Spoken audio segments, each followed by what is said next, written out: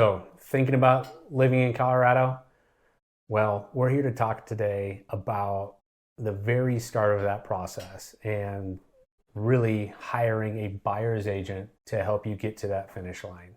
So, in another one of our videos, we had talked about how to hire a listing agent. If you're living in Colorado already and looking to sell your home, please take a look at that video. But today, we're going to be talking about how to hire a buyer's agent.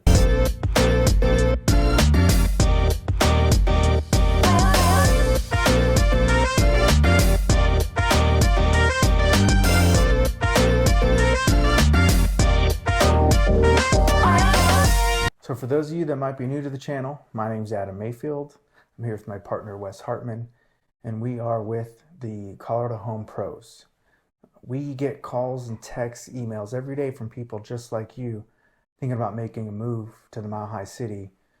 Whether you're thinking 9 days or 90 days, give us a call, shoot us a text, send us an email. We love to help people like you make a smooth move to the Mile High City. As Wes mentioned, we're going to talk about things you should do or questions you should ask before you hire an agent. And one of those things I think might be maybe obvious, but not so much, is do your research. 100%. So I think the statistic from the National Association of Realtors, or NAR, is that somewhere on the vicinity of about 70%, the last time we checked, 70% of people hired the very first agent they talked to, right? And you see sometimes some dissatisfaction with your buyer's agent. So I recommend, I think Adam, you'd recommend the same thing, tracking down probably 3 to 5 people that you're going to ask for help, right? 3 to 5 people that you're going to go interview and ask some challenging questions to see if it's the right fit. Yeah, because we say it all the time, right? You're building a team here that's going to help you achieve this goal of home ownership. And it's stressful. It can be a stressful process. So you need someone to help you guide you through that process step by step, making sure they take the time up front to educate you on the process so you don't have any, kind of surprises along the way. Absolutely. You take a look at the different personality types out there. And, we're all different. You can look at the DISC profile. That's a profile that we tend to gravitate towards. And I can't talk to someone that's a high D, right? High dominance, right? The same way that I talk to a high S. It's just not going to happen. So you need to find someone that communicates with you the way that you want it to be communicated with, right? Everything needs to be upfront, understood at the beginning, and I think that would go a long way towards more successful real estate relationships. Yeah, and so like you said, interview 3 to 5 people. I know for us, what we like to do is sit down with our buyers before we even go show properties, have a coffee, take a lunch, whatever it is, whatever fits in your schedule, we'll be there and just talk about really your why and make sure that this is going to be the best decision for you and your family to make. Yeah, absolutely. So here's how you do it, right? The nitty gritty.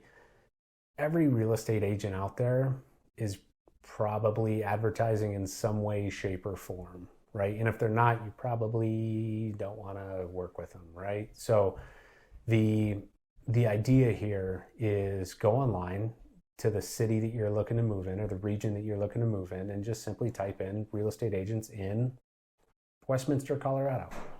And when that populates and you start to track down people, just know and understand that the certain search portals, right? And to name a few, we've got Zillow, we've got Redfin, we've got Realtor.com. You've got these big sites. Those tend to be pay to play, right? You're not going to be listed prominently on those sites unless you're paying to be there. And that's a very big thing to know and understand. So when you find a property on Zillow and you click through and you see an agent there, the phone number there is not their number. When you call that number, someone that works for Zillow picks up and they're going to pre-qualify you on that end. So the advice would be go out and find someone's cell number, right? Find someone's cell phone number, send them a text, find their email, send them an email, and say, hey, I'm considering a move to Westminster and I'd love to chat with you for a few minutes. I think you bring up a good point. I mean, we've had those interactions where someone puts in their info on Zillow and now they're being bombarded, right, with 10, 15 different agents, and it kind of just makes your head spin. And you're like, well, what do I do here? So I like the fact that you're saying, find their cell phone number maybe on their own website or outside of those portals, especially if you don't want to be bombarded, with phone calls and people just trying to get your business. You want to control the process. Don't let them do it, because this is you buying a home. It's not about the agents, right? And that'll become evident pretty quickly. Yeah, 100%. So go find your 3 or 5 numbers, go have 3 to 5 phone calls. And on those phone calls or Zoom calls or, email interactions, however you're choosing to communicate, whatever works best for you, make sure you ask challenging questions, right? This is probably not a small purchase. It's probably a purchase that is going to have a relative degree of stress associated with it. So make sure you're asking questions. Some questions you can ask are, when do you show homes? How, if I want to go see these 4 homes, what does that look like? What does that process look like in your world? No one understand that. No one understand how they're compensated. Compensation's a big thing in the real estate world.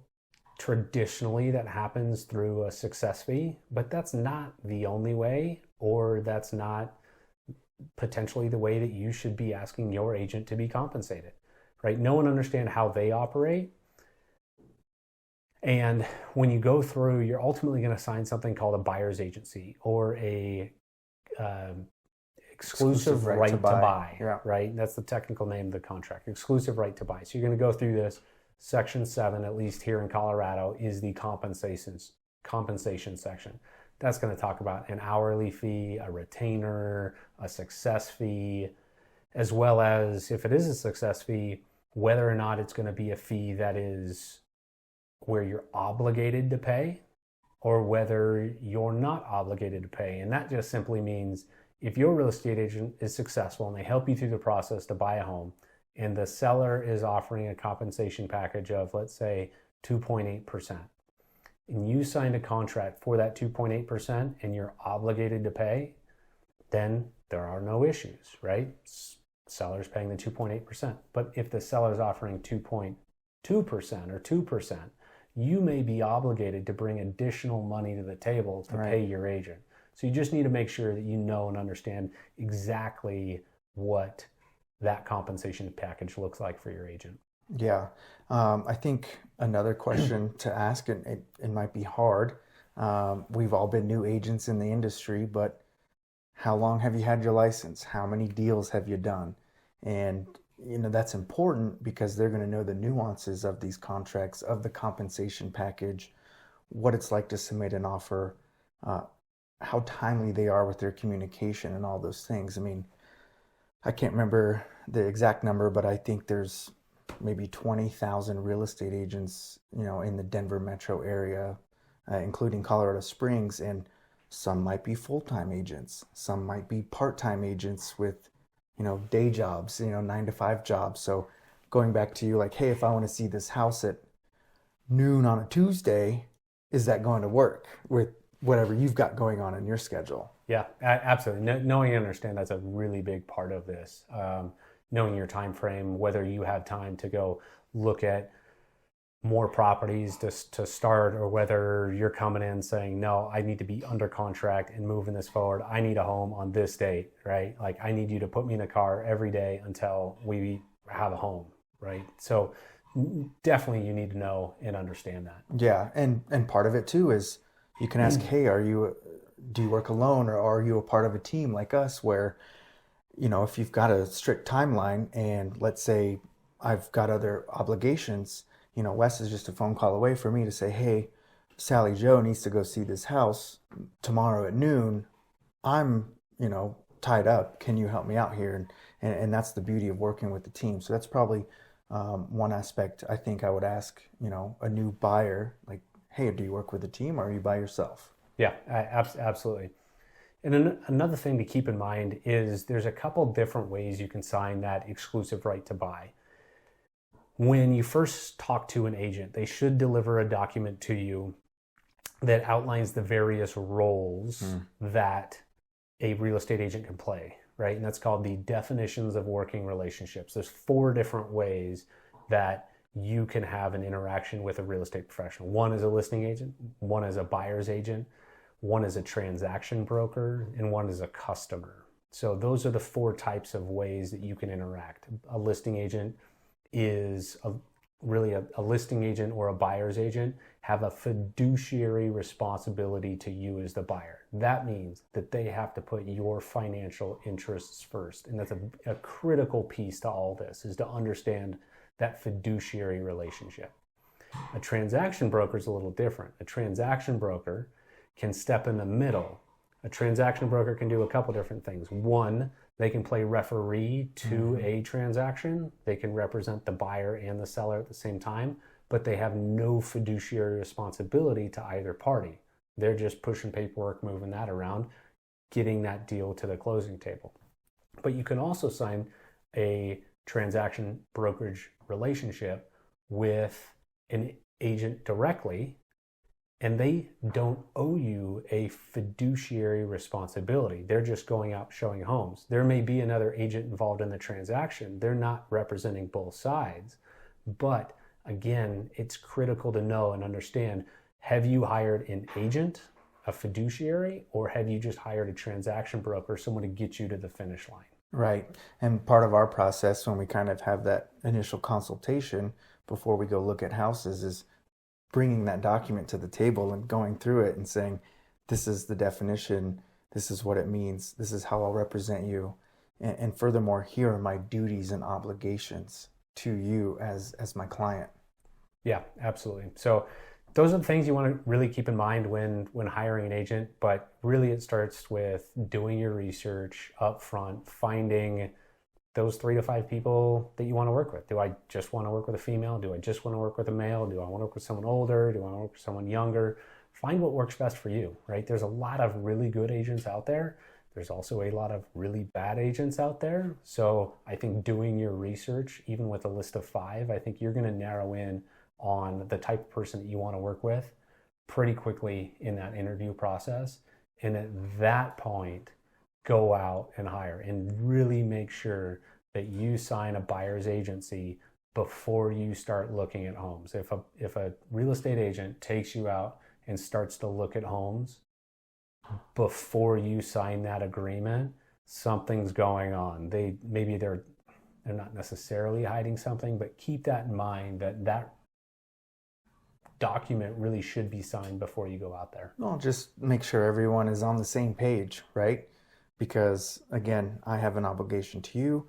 You as a buyer have an obligation to me, whether it's, showing up on time or not canceling appointments. It's a two-way street.